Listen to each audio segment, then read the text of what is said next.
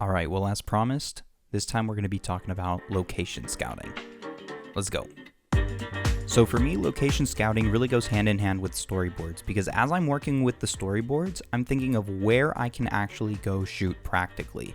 And I say shoot practically because, you could also do CG environments, and have complete creative freedom and create worlds like Mustafar or Camino, but honestly, I didn't really care to put in that much effort into this video for this project, so we're just going to shoot it practically. And seeing as how I live in Texas with lots of greenery and large bodies of water, I figured, okay, well, Endor would probably be a really easy place to shoot. So if we look back at the storyboards, we're going to have three main locations. So the first location is going to be exactly where the last video left off. Then the second location is going to be in the dense forest of Endor.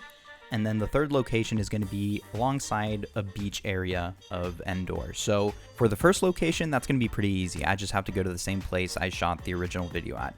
For the second location, because I'm looking for a dense forest of Endor, I have a national forest here. And so I'm probably going to shoot there. It looks pretty nice. There's also a bunch of wooded areas that don't show anything in the background. You don't see any houses. You don't see any roads.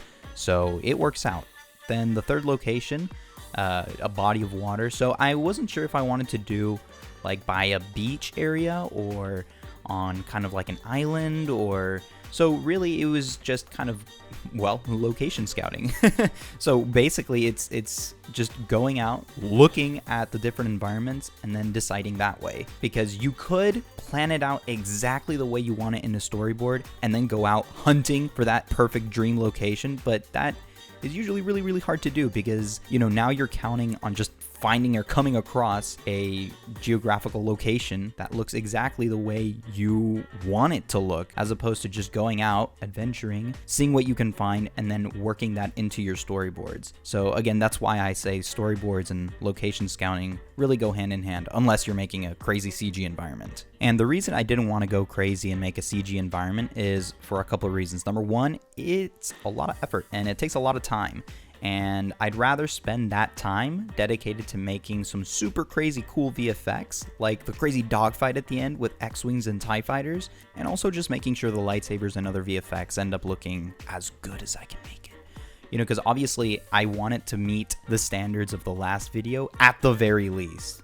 Right? I mean, the goal is to make it even better, even cooler, but it has to, at the very least, meet those standards.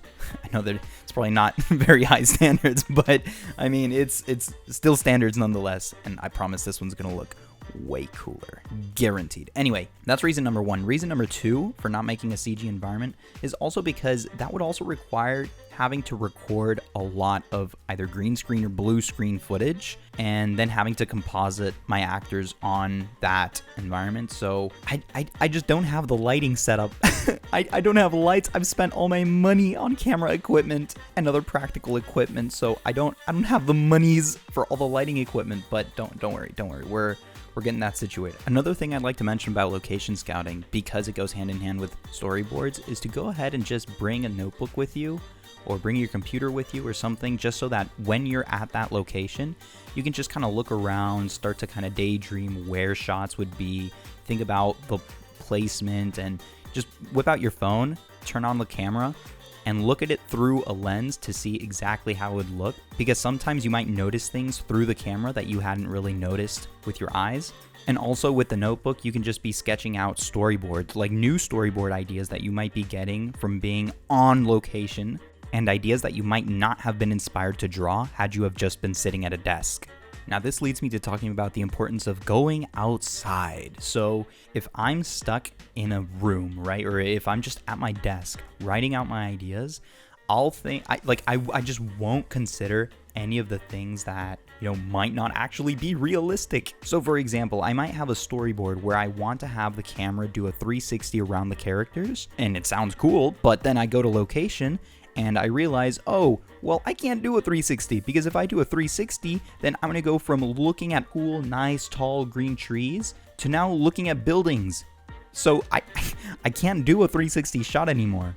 Well, I mean, I could if I wanted to, CG replace the other half where all the buildings are. But again, that's really just picking your own battles. Like, is that something you really want to spend time on, or do you want to just rewrite the script so you don't have to do the 360 and that gives you more time in post to not be, painting out all the buildings and instead be working on, like I said in the beginning, that I want to be focusing more on, VFX and the dog fights and the lightsabers.